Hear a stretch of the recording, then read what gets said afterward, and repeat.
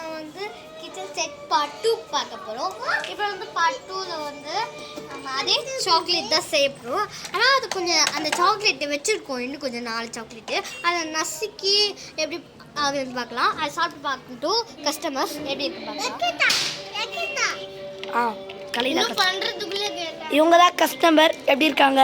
நானே இவங்களும் தான். நான் பண்ணுறது இவங்களும் தான். நான் பண்ணுறது ஐ ஆம் கேமராமேன்.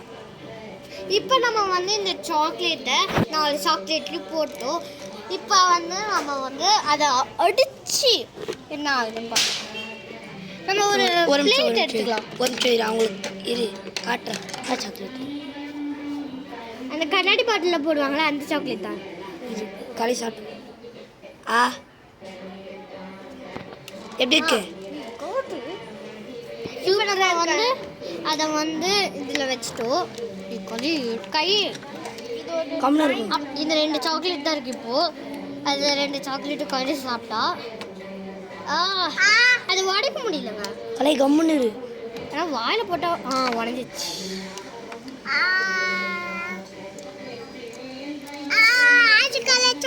பாருங்க, இங்கே பாருங்க, நீங்களே பாருங்க. சாக்லேட் இருக்கு. இரு ஒரு நிமிஷம் வெறியேற்ற. எப்படி இருக்கே?